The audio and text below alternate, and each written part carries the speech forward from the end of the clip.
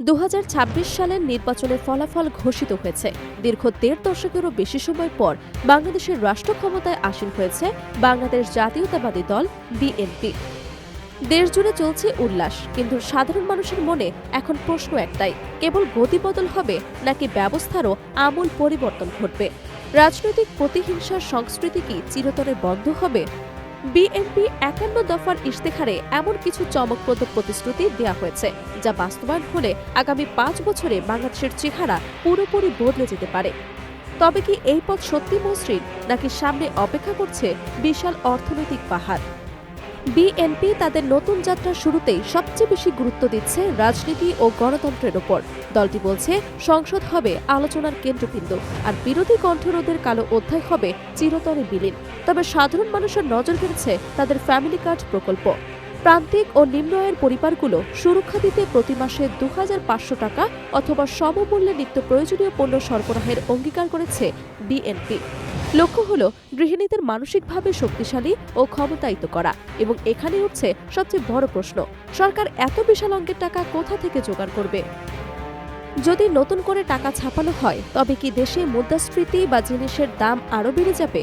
এটি বাস্তবায়নের সক্ষমতাই হবে বিএনপি সরকারের প্রথম এবং প্রধান পরীক্ষা।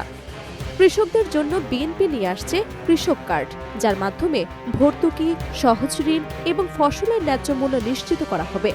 কেবল ধান চাল নয়, মৎস্য চাষী এবং খামারিরাও এই সুবিধার আওতায় থাকবেন।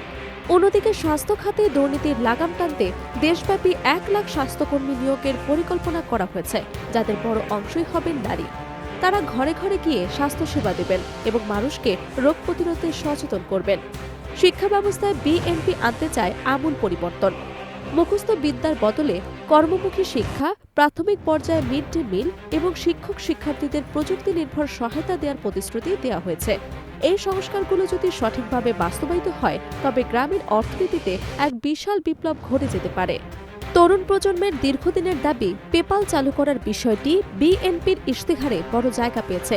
ডিজিটাল অর্থনীতিকে বিশ্বমানের করতে এবং ফ্রিল্যান্সারদের বৈশ্বিক সুযোগ করে দিতে আন্তর্জাতিক পেমেন্ট সিস্টেম চালুর কথা বলা হয়েছে।